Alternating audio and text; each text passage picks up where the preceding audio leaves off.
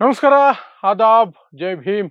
ನಾನು ನಿಮ್ಮ ಭಾಗ್ಯನಾರಾಯಣ ಬೊಗವರಪು. ನೀವು ನೋಡ್ತಾ ಇದ್ದೀರಿ ಸುದ್ದಿ ಸರ್ಕಲ್.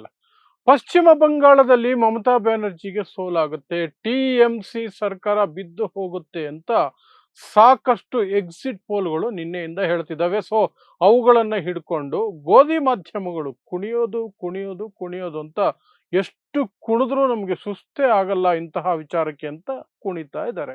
ಹಾಗಾದ್ರೆ ನಿಜವಾಗ್ಲೂ ಪಶ್ಚಿಮ ಬಂಗಾಳದಲ್ಲಿ ಮಮತಾಗೆ ಸೋಲಾಗ್ತಾ ಇದೆಯಾ? ಈ ಗೋಧಿ ಮಾಧ್ಯಮಗಳ ಈ ಸರ್ವೆಗಳು, ಎಕ್ಸಿಟ್ ಪೋಲ್ಗಳನ್ನ ನಾವು ಯಾವ ರೀತಿ ನೋಡಬೇಕು ಅನ್ನೋದನ್ನ ಒಂದಷ್ಟು ವಿವರಿಸುವಂತಹ ಪ್ರಯತ್ನವನ್ನು ಮಾಡ್ತೀನಿ. ಅದರ ಜೊತೆಗೆ ಈ ಹಿಂದೆ ಕಳೆದ 3 ಚುನಾವಣೆಗಳಲ್ಲಿ ಎಕ್ಸಿಟ್ ಪೋಲ್ ಏನಾಗಿತ್ತು, ಎಕ್ಸಾಕ್ಟ್ ರಿಸಲ್ಟ್ ಏನಾಗಿತ್ತು, ಅದನ್ನು ಸಹ ವಿವರಿಸುವ ಪ್ರಯತ್ನ ಮಾಡ್ತೀನಿ. ಅದರ ಜೊತೆಗೆ ಆಕ್ಸಿಸ್ ಮೈ ಇಂಡಿಯಾ ಅನ್ನುವಂತಹ ಬಹಳ ಪ್ರಮುಖ NDTV ಜೊತೆ ಸೇರ್ಕೊಂಡು ಮಾಡುವಂತಹ ಸಮೀಕ್ಷಾ ಸಂಸ್ಥೆ ಏನಿದೆ, ಅದು ಪಶ್ಚಿಮ ಬಂಗಾಳದ ಎಕ್ಸಿಟ್ ಪೋಲ್ ಅನ್ನ ನಾವು ಮಾಡೋದಿಲ್ಲ, ಮಾಡ್ತಾ ಇದ್ವಿ, ಆದ್ರೆ ಸಾಧ್ಯ ಆಗ್ಲಿಲ್ಲ. ಹಾಗಾಗಿ ನಾವು ಅಂಕಿಅಂಶಗಳನ್ನ ಕೊಡೋದಿಲ್ಲ, ಎಕ್ಸಿಟ್ ಪೋಲ್ ಕೊಡೋದಿಲ್ಲ ಅಂತ ಹೇಳಿದೆ. ಸೊ ಯಾಕೆ, ಏನು, ಎತ್ತ, ಅದನ್ನು ಸಹ ವಿವರಿಸುವಂತಹ ಪ್ರಯತ್ನವನ್ನು ಮಾಡ್ತೀನಿ. ಸೊ ನಿನ್ನೆ 2ನೇ ಹಂತದ ಮತದಾನ ಮುಗಿಯಿತು ಪಶ್ಚಿಮ ಬಂಗಾಳದಲ್ಲಿ. 2ನೇ ಮತ್ತು ಕೊನೆಯ ಹಂತದ ಮತದಾನ ಮುಗಿದ ತಕ್ಷಣನೇ ಎಕ್ಸಿಟ್ ಪೋಲ್ಗಳು ಬರೋದಕ್ಕೆ ಶುರುವಾಯಿತು. ಸೊ ಆ ಎಕ್ಸಿಟ್ ಪೋಲ್ಗಳಲ್ಲಿ ಪ್ರಮುಖವಾಗಿ 7 ಎಕ್ಸಿಟ್ ಪೋಲ್ಗಳನ್ನ ಗಮನಿಸಿದಾಗ 7ರಲ್ಲಿ 5 ಎಕ್ಸಿಟ್ ಪೋಲ್ ಬಿಜೆಪಿ ಅಧಿಕಾರಕ್ಕೆ ಬರ್ತಾ ಇದೆ. ಮಮತಾ ಬ್ಯಾನರ್ಜಿ ಅವರಿಗೆ ಸೋಲು, ಟಿಎಂಸಿ ಅಧಿಕಾರ ಕಳೆದುಕೊಳ್ಳುತ್ತೆ ಅನ್ನುವಂಥ ಅಂಕಿಗಳನ್ನ ಅಥವಾ ನಂಬರ್ಸ್ ಅನ್ನ ಅವ್ರು ಕೊಟ್ರು. ಸೊ ಯಾವ್ಯಾವುದು ಆ 5 ಅಂತಂದ್ರೆ, ಮ್ಯಾಟ್ರಿಸ್ ಅನ್ನುವಂಥದ್ದು, ಚಾಣಕ್ಯ ಸ್ಟ್ರಾಟಜಿಸ್ ಅನ್ನುವಂತಹ ಇನ್ನೊಂದು ಸಂಸ್ಥೆ, ಪೋಲ್ ಡೈರಿ ಅನ್ನುವಂತಹ ಒಂದು ಸಂಸ್ಥೆ, ಪ್ರಜಾ ಪೋಲ್ ಅನ್ನುವಂತಹ ಇನ್ನೊಂದು ಸಂಸ್ಥೆ, ಪಿ ಮಾರ್ಕ್ ಅನ್ನುವಂತಹ ಸಂಸ್ಥೆ. ಈ 5 ಸಂಸ್ಥೆಗಳು ಬಿಜೆಪಿ ಬಹುಮತ ಪಡ್ಕೊಳ್ಳುತ್ತೆ. ಅವುಗಳ ಪ್ರಕಾರ on on average 145 seat, 294 seat ಪಶ್ಚಿಮ ಬಂಗಾಳದಲ್ಲಿರೋದು. ಅಧಿಕಾರಕ್ಕೆ ಬರೋದಕ್ಕೆ 148 ಬೇಕು. ಸೊ ಈ 5 ಸಂಸ್ಥೆಗಳ ಪ್ರಕಾರ, ಈ 5 ಸಂಸ್ಥೆಗಳ ಎಲ್ಲ ಸಂಖ್ಯೆಗಳನ್ನ ಆವರೇಜ್ ಸರಾಸರಿ ತಗೊಂಡ್ರೆ ಬಿಜೆಪಿಗೆ 145 ಬರುತ್ತೆ. ಆದ್ರೆ 2 ಸಂಸ್ಥೆಗಳು ಮಾತ್ರ ಟಿಎಂಸಿ ವಾಪಸ್ ಬರ್ತಿದೆ, 4ನೇ ಬಾರಿಗೆ ಮುಖ್ಯಮಂತ್ರಿಯಾಗಿ ಮಮತಾ ಬ್ಯಾನರ್ಜಿ ಬರ್ತಾರೆ ಅಂತ ಹೇಳ್ತಿದ್ದಾರೆ. ಆ 2 ಸಂಸ್ಥೆಗಳು ಪೀಪಲ್ಸ್ ಪಲ್ಸ್ ಮತ್ತು ಜನಮತ್ ಪೋಲ್ಸ್ ಅನ್ನುವಂತಹ ಇನ್ನೊಂದು ಸಂಸ್ಥೆ. ಸೊ ಇಷ್ಟು 7 ಸಮೀಕ್ಷೆಗಳನ್ನ ತಗೊಂಡಾಗ, 7 ಎಕ್ಸಿಟ್ ಪೋಲ್ಗಳನ್ನ ತಗೊಂಡಾಗ ಸರಾಸರಿಯಲ್ಲಿ ಟಿಎಂಸಿಗೆ 142 ಸೀಟು ಬರುತ್ತೆ, ಬಿಜೆಪಿ ಪ್ಲಸ್ಗೆ 145 ಸೀಟು ಬರುತ್ತೆ. ಅಲ್ಲಿಗೆ ಬಿಜೆಪಿ 3 ಸ್ಥಾನಗಳಿಂದ ಹಿಂದುಳಿಯಬಹುದು, ಟಿಎಂಸಿ 6 ಸ್ಥಾನಗಳಿಂದ ಹಿಂದುಳಿಯಬಹುದು. ಇಲ್ಲಿ ಮೆಜಾರಿಟಿ ಮಾರ್ಕ್ಗೆ ಅಂತ ಈ 7 ಸಂಸ್ಥೆಗಳ ಒಟ್ಟಾರೆ ಸರಾಸರಿಯನ್ನ ನೋಡಿದಾಗ ನಮಗೆ ಅನ್ಸುತ್ತೆ. ಇಲ್ಲಿ ಮುಖ್ಯವಾಗಿ ನೋಡಬೇಕಾಗಿರೋದು ಒಂದು ಅಂಶ ಅಂದ್ರೆ, 148 ಬೇಕಾಗಿರೋದು ಯಾವುದಕ್ಕೆ?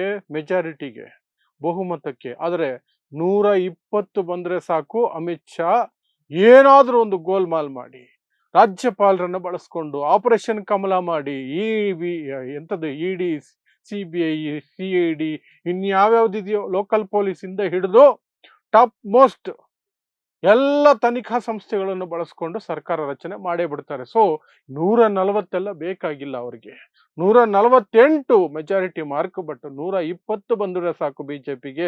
ಮುಂದಿನ 28-30 ಸೀಟುಗಳನ್ನ ಅವರು ನಿಭಾಯಿಸ್ಕೊಳ್ತಾರೆ.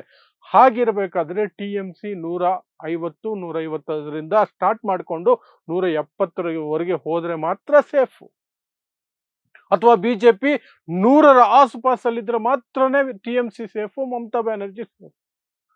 ಹಾಗಿರ್ಬೇಕಾದ್ರೆ ಈ ಗೋಧಿ ಮಾಧ್ಯಮಗಳ ಈ ಗೋಧಿ ಎಕ್ಸಿಟ್ ಪೋಲ್ಗಳ ಪ್ರಕಾರ 148, 142, 145, ಟಿಎಂಸಿ ಸರಾಸರಿ 142 ಸೀಟು, ಬಿಜೆಪಿ ಸರಾಸರಿ 145 ಸೀಟು. ಅಲ್ಲಿಗೆ ಸ್ಪಷ್ಟವಾಗಿ 7ರಲ್ಲಿ 5 ಸಂಸ್ಥೆಗಳು ಹೇಳ್ದಂಗೆ ಬಿಜೆಪಿ ಸರ್ಕಾರ ರಚನೆ ಮಾಡ್ತಾ ಇದೆ. ಸೊ ಅದರ ಬಗ್ಗೆ ಇನ್ನೊಂದಷ್ಟು ಮಾತಾಡೋದಕ್ಕಿಂತ ಮೊದಲು, ಈ ಹಿಂದಿನ 3 ಚುನಾವಣೆಗಳಲ್ಲಿ ಎಕ್ಸಿಟ್ ಪೋಲ್ಗಳನ್ನ ಏನಂತ ಕೊಟ್ಟಿದ್ರು, ಎಕ್ಸಾಕ್ಟ್ ರಿಸಲ್ಟ್ಸ್ ಏನ್ ಬಂದಿತ್ತು ಅದನ್ನ ಗಮನಿಸಿ ಆಮೇಲೆ ಮುಂದಕ್ಕೆ ಹೋಗೋಣ. ಸೊ 2011ರಲ್ಲಿ ಟಿಎಂಸಿಗೆ ಎಕ್ಸಿಟ್ ಪೋಲ್ಗಳಲ್ಲಿ ಕೊಟ್ಟಿದ್ದು 210ರಿಂದ 230 ಸೀಟು ಬರುತ್ತೆ ಅಂತ.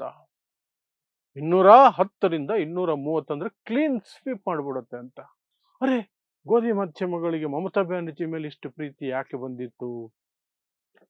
ಪ್ರೀತಿ ಅಂತ ಯಾಕೆ ಕರಿತೀನಿ ಅಂದ್ರೆ ರಿಸಲ್ಟ್ ಬಂದಾಗ ಕೊನೆಯದಾಗಿ ಬಂದಿದ್ದು 184 ಸೀಟ್ ಮಾತ್ರ. ಅದು ಸ್ಪಷ್ಟ ಬಹುಮತನೇ. ಆದರೆ ಗೋಧಿ ಮಾಧ್ಯಮಗಳು ಕೊಟ್ಟ ಎಕ್ಸಿಟ್ ಪೋಲ್ಗಿಂತ ಕಡಿಮೆನೆ ಬಂದಿದ್ದು. ಸೊ ಮಮತಾ ಬ್ಯಾನರ್ಜಿ ಮೇಲೆ ಪ್ರೀತಿನ ಅಂದ್ರೆ ಮಮತಾ ಬ್ಯಾನರ್ಜಿ ಮೇಲೆ ಪ್ರೀತಿ ಅಲ್ಲ, ಕಮ್ಯುನಿಸ್ಟ್ ಸರ್ಕಾರ ಇತ್ತಲ್ಲ ಅವಾಗ, ಕಮ್ಯುನಿಸ್ಟ್ ಸರ್ಕಾರದ ವಿರುದ್ಧದ ದ್ವೇಷಕ್ಕೆ ಗೋಧಿ ಮಾಧ್ಯಮಗಳು ಮಮತಾ ಬ್ಯಾನರ್ಜಿ ಅವರನ್ನ ಇವರು ಸ್ವೀಪ್ ಮಾಡಿ ಬಿಸಾಕ್ಬಿಡ್ತಾರೆ, ಗುಡ್ಸ್ ಬಿಸಾಕ್ಬಿಡ್ತಾರೆ ಕಮ್ಯುನಿಸ್ಟನ್ನ ಅಂತ ಹೇಳುವುದಕ್ಕೆ ಆ ರೀತಿಯಾದಂತಹ ಎಕ್ಸಿಟ್ ಪೋಲ್ಗಳನ್ನ ಆಗ ಕೊಟ್ಟಿದ್ರು. ಆ ನಂತರ ನೆಕ್ಸ್ಟ್ ಎಲೆಕ್ಷನ್ 2016ರಲ್ಲಿ ಗೋಧಿ ಮಾಧ್ಯಮಗಳು ಹೇಳಿದ್ದು 190ರಿಂದ 210 ಸೀಟು ಬರುತ್ತೆ ಅಂತ. ಅದು ಆಲ್ಮೋಸ್ಟ್ ಸೇಮ್ ಬಂತು. 211 ಸೀಟುಗಳನ್ನು ಪಡ್ಕೊಳ್ಳೋದ್ರಲ್ಲಿ ಸಫಲ ಆದರು TMC ಮತ್ತು ಮಮತಾ ಬ್ಯಾನರ್ಜಿ. 2021ಕ್ಕೆ ಮ್ಯಾಜಿಕ್ ಮಾಡೋದು ಶುರು ಮಾಡಿದ್ರು.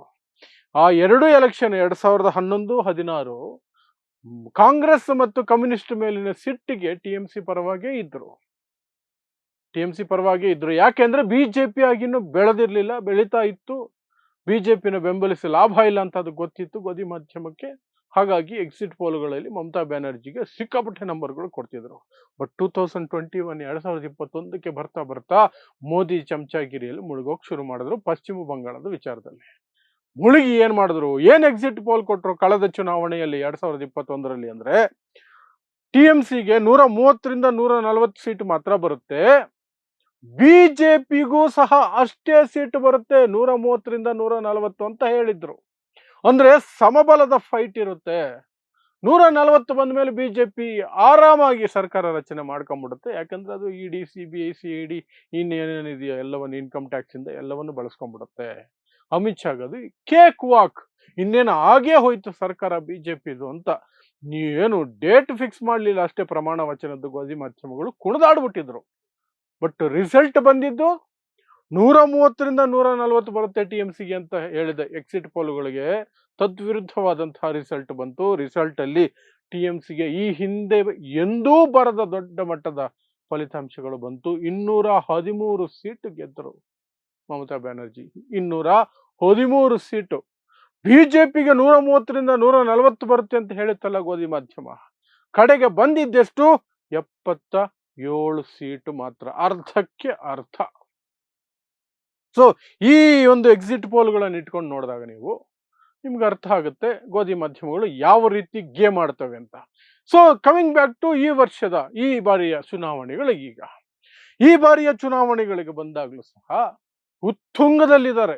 ಯಾವುದರಲ್ಲಿ? ಮೋದಿ ಭಕ್ತಿಯಲ್ಲಿ, ಮೋದಿ ಭಜನೆಯಲ್ಲಿ, ಹಿಂದುತ್ವದ ನಶೆಯಲ್ಲಿ, ಎಲ್ಲದರಲ್ಲೂ ಸಹ ಮಾಧ್ಯಮಗಳು ಉತ್ತುಂಗದಲ್ಲಿದ್ದಾರೆ. ಹೇಗಾದರೂ ಮಾಡಿ ಪಶ್ಚಿಮ ಬಂಗಾಳದಲ್ಲಿ ಮಮತಾ ಬ್ಯಾನರ್ಜಿ ಸರ್ಕಾರವನ್ನು ಕೆಡವು ಬಿಸಾಕ್ಬಿಡ್ಬೇಕು, ಮುಗಿಸಿ ಬಿಸಾಕ್ಬಿಡ್ಬೇಕು. ಆಮೇಲೆ ಪಶ್ಚಿಮ ಬಂಗಾಳದಲ್ಲಿ ಇವರದೇ ಆದಂತಹ ರೀತಿಯಲ್ಲಿ ಮುಸ್ಲಿಮರನ್ನ ಕಾಡೋದಕ್ಕೆ ಏನೆಲ್ಲ ಮಾಡಬಹುದು ಅಂತಹದ್ದೊಂದು ಸರ್ಕಾರ ರಚನೆ ಮಾಡಬೇಕು. ಅಲ್ಲಿ ದಲಿತರು ಮುಸ್ಲಿಮರು 24 ಅವರ್ಸ್ ಎದೆ ಡವ ಡವ ಡವ ಡವ ಅನ್ಕೊಂಡು ಬದುಕಂಗ್ ಆಗ್ಬೇಕು. ಸೇಮ್ ಲೈಕ್ ಅಸ್ಸಾಂ, ಉತ್ತರ ಪ್ರದೇಶ, ಮಧ್ಯಪ್ರದೇಶ, ರಾಜಸ್ಥಾನ, ಹರಿಯಾಣ, ಈ ರೀತಿಯಾದಂತಹ ಕೌ ಬೆಲ್ಟ್ಗಳೇನಿದಾವಲ್ಲ, ಹೊಸು ಕ್ಷೇತ್ರಗಳು, ಆ ರೀತಿ ಆಗಬೇಕು ಅನ್ನುವಂಥದ್ದು ಇವರ ಲೆಕ್ಕಾಚಾರ. ಅದು ಇವರ ಒಳಗಿನ ಆಸೆ. ಅದು ಆ ಒಳಗಿನ ಆಸೆಯನ್ನ ಇವರು ಎಕ್ಸಿಟ್ ಪೋಲು, ಒಪಿನಿಯನ್ ಪೋಲು, ಇನ್ನೆಂಥದ ಪೋಲುಗಳ ಮೂಲಕ ತೋರಿಸೋ ಹೋಗ್ತಾರೆ. ಯಾವಾಗ ತೋರಿಸ್ತಾರೆ? ಅದು ಹತ್ತಿರದಲ್ಲಿದ್ದಾಗ, ಸ್ವಲ್ಪ ಹತ್ತಿರದಲ್ಲಿ, ತುಂಬಾ ಹತ್ತಿರ ಅಲ್ಲ, ಸ್ವಲ್ಪ ಹತ್ತಿರ. ಅದೇ ರೀತಿ ತಮಿಳುನಾಡು, ಕೇರಳದಲ್ಲಿ ತೋರಿಸಲ್ಲ. ಮತ್ತೆ 2011 ವೆಸ್ಟ್ ಬೆಂಗಾಲ್ನಲ್ಲಿ ತೋರಿಸ್ಲಿಲ್ಲ ಬಿಜೆಪಿಗೆ ಒಳ್ಳೆ ನಂಬರ್ಸ್ಗಳನ್ನ ಅವರು ತೋರಿಸ್ಲಿಲ್ಲ. ಯಾಕೆಂದ್ರೆ ಹತ್ತಿರದಲ್ಲಿ ಇಲ್ವಲ್ಲ. ಬಿಜೆಪಿ ಹತ್ತಿರದಲ್ಲಿದ್ದ ಪುಷ್ ಮಾಡೋದಕ್ಕೆ ಇವರು ಇದೆಲ್ಲ ಮಾಡ್ತಾರೆ. ವೆಸ್ಟ್ ಬೆಂಗಾಲಲ್ಲಿ ಇವಾಗ ಹತ್ತಿರದಲ್ಲಿ ಇದ್ದಂಗೆ ಕಾಣಿಸ್ತಿದೆ. ಹಾಗಾಗಿ ಪುಷಿಂಗ್ ಒಂದು ನಮ್ಮ ಕಡೆಯಿಂದ ನಿಮಗೆ ಒಂದು ಇದು ಎಕ್ಸ್ಟ್ರಾ ಬೋನಸ್ ಪುಷ್ ಅಂತ ಗೋಧಿ ಮಾಧ್ಯಮಗಳ ಕತೆ.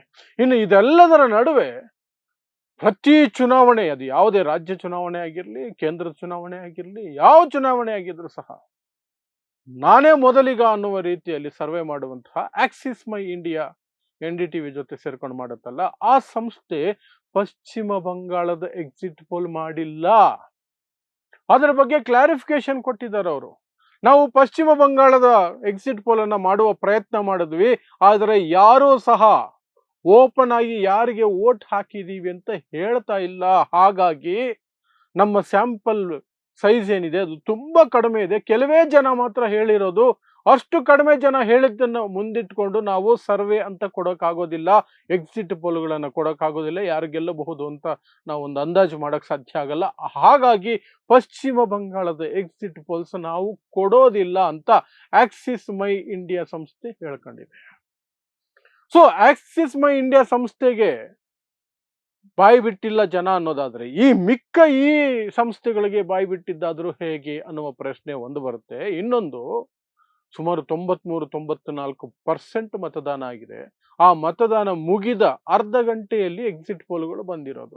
ಮೊದಲನೇ ಹಂತದ್ದೇನೋ ಎಕ್ಸಿಟ್ ಪೋಲ್ ಮೊದಲೇ ತಗೊಂಡಿರ್ತೀರಿ ಸರಿ, 23ನೇ ತಾರೀಕು ಆಗಿತ್ತು ಚುನಾವಣೆ, ತಗೊಂಡಿದ್ರಿ ಸರಿ. 29ನೇ ತಾರೀಕು ಅಂದ್ರೆ ನಿನ್ನೆ ನಡೆದಂತಹ ಅಂತಿಮ ಹಂತದ ಮತದಾನದಲ್ಲಿ ಅದು ಹೇಗೆ ನೀವು ಎಕ್ಸಿಟ್ ಪೋಲ್ಗಳನ್ನು ಅಷ್ಟು ಬೇಗ ಕೊಡೋಕೆ ಸಾಧ್ಯ ಆಯ್ತು? ಅರ್ಧ ಗಂಟೆಯಲ್ಲಿ ಹೇಗೆ ಸಾಧ್ಯ ಆಯ್ತು? ಈ ಆಕ್ಸಿಸ್ ಮೈ ಇಂಡಿಯಾದವ್ರು ಹೇಳ್ತಿದಾರಲ್ಲ, ಬಾಯೇ ಬಿಡ್ತಾ ಇಲ್ಲ ಅವರು. ಎಸ್ ನೋ ಅಂತ ಸಹ ಹೇಳ್ತಿಲ್ಲ. ಮಮತಾಗ್ ಓಟ್ ಹಾಕಿದ್ರೆ ಎಸ್ ನೋ ಅಲ್ಲಿ ಉತ್ತರ ಕೊಡಿ ಅಂದ್ರೂ ಸಹ ಕೊಡ್ತಿಲ್ಲ. ಬಿಜೆಪಿಗೆ ಓಟ್ ಹಾಕಿದ್ರೆ ಎಸ್ ನೋ ಅಂತ ಕೊಡಿ ಅಂದ್ರೂ ಸಹ ಕೊಡ್ತಿಲ್ಲ. ಮನಸ್ಸು ಬಿಚ್ಚಿ ಮಾತಾಡ್ತಿಲ್ಲ ಅವರು. ಹಾಗಿರ್ಬೇಕಾದ್ರೆ ಈ ಸಂಸ್ಥೆಗಳು ಅರ್ಧ ಗಂಟೆ ಒಳಗಡೆ ಡೇಟಾ ತಗೊಂಡು ಅದನ್ನ ಇದು ಮಾಡಿ, ಕಂಪೈಲ್ ಮಾಡಿ, ಅದಕ್ಕೊಂದು ಪರ್ಸೆಂಟೇಜ್ ಕೊಟ್ಟು ಅದನ್ನ ಎಕ್ಸಿಟ್ ಪೋಲ್ ಆಗಿ ಬಿಡುಗಡೆ ಸಹ ಮಾಡೋಕ್ ಸಾಧ್ಯ ಆಯ್ತಾ? ಈ ಅನುಮಾನಗಳು ಸಹ ಬರ್ತವೆ. ಒಟ್ಟಾರೆಯಾಗಿ ಎಕ್ಸಿಟ್ ಪೋಲ್ಗಳು ಕೆಲವರಿಗೆ ಸಮಾಧಾನ ತರೋದಕ್ಕೆ, ಬಿಜೆಪಿಗೆ ಬಕೆಟ್ ಹಿಡಿಯೋದಕ್ಕೆ, ಕೇಂದ್ರ ಸರ್ಕಾರದಕ್ಕೆ ಬಕೆಟ್ ಹಿಡಿಯೋದಕ್ಕೆ, ಜಾಲ್ರ ಹಿಡಿಯೋದಕ್ಕೆ ಬಳಸ್ಕೊಳ್ತಾ ಇದ್ದಾವೆ ಈ ಮಾಧ್ಯಮಗಳು ಅನ್ನೋದು ಇಲ್ಲಿ ಸ್ಪಷ್ಟವಾಗಿ ಅರ್ಥ ಆಗುತ್ತೆ. ಆಕ್ಸಿಸ್ ಮೈ ಇಂಡಿಯಾ ಏನು ಸಾಧ್ಯ ಅಲ್ಲ, ಅದು ಸಹ ಗೋಧಿ ಮಾಧ್ಯಮನೇ. ಅದು ಏನೋ ಹೊಸ ನಾಟಕ ಮಾಡ್ತಾ ಇದೆ ಅಷ್ಟೇ. ಹೊಸ ನಾಟಕ ಮಾಡ್ತಾ ಇದೆ, ಯಾಕಂದ್ರೆ ಅದ್ರ ನಂಬರ್ಗಳು ಫುಲ್ ಉಲ್ಟಾ ಹೊಡೆದ್ಬಿಟ್ರೆ ಕಷ್ಟ ಅಂತ. ಹಾಗಾಗಿ ಈ ರೀತಿ ಒಂದು ಹೇಳಿ ನಾವು ಪೋಲೆ ಮಾಡಲ್ಲ, ನೋಡೋಣ ರಿಸಲ್ಟ್ ಬರಲಿ ಡೈರೆಕ್ಟ್ ಆಗಿ ಅಂತ ಹೇಳ್ಕೊಂಡು ಓಡಾಡ್ತಿದ್ದಾರೆ. ಸೊ ಇದಿಷ್ಟು ಪಶ್ಚಿಮ ಬಂಗಾಳದಲ್ಲಿ ಬಂದಿರುವಂತಹ ಎಕ್ಸಿಟ್ ಪೋಲು ಮತ್ತು ಅದಕ್ಕೆ ಸಂಬಂಧಪಟ್ಟಂತೆ. ಇನ್ನು ಪಶ್ಚಿಮ ಬಂಗಾಳದಲ್ಲಿ ಮಮತಾ ಬ್ಯಾನರ್ಜಿ ಸೋಲೋ ಸಾಧ್ಯತೆ ಇದೆಯಾ ಅನ್ನೋ ಪ್ರಶ್ನೆಗೆ ಅಲ್ಲಿನ ಲೋಕಲ್, ನಿನ್ನೆ ಸಹ ಹೇಳಿದ್ದೆ, ಅದು ಎಕ್ಸಿಟ್ ಪೋಲ್ಗಳನ್ನು ವಿವರಿಸಬೇಕಾದ್ರೆ ಲೋಕಲ್ ಜನರಿಂದ ಬಂದಿರುವ ಮಾಹಿತಿ, ಅಲ್ಲಿರುವಂತಹ ಕೆಲವು ವಿಶ್ಲೇಷಕರು ಮಾಡಿರುವಂತಹ ವಿಶ್ಲೇಷಣೆಗಳನ್ನು ಗಮನಿಸಿದ್ರೆ ಪಶ್ಚಿಮ ಬಂಗಾಳದಲ್ಲಿ ಫೈಟ್ ಕ್ಲೋಸ್ ಇರುತ್ತೆ. But end of the day Mamata Banerjee ಗೆದ್ದು ಬೀಗ್ತಾರೆ ಅಂತಲೇ ಹೇಳಲಾಗ್ತಿದೆ. But we have to wait.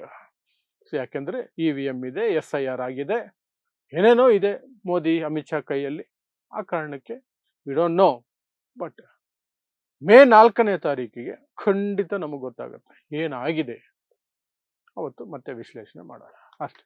So ಇಂತಹದ್ದೇ ವಿಶೇಷ ವಿಶ್ಲೇಷಣೆಗಳಿಗಾಗಿ ನೋಡ್ತಾ ಇರಿ ಸುದ್ದಿ ಸರ್ಕಲ್. ನಾನು ನಿಮ್ಮ ಭಾಗ್ಯನಾರಾಯಣ ಬೊಗವರಪೋ.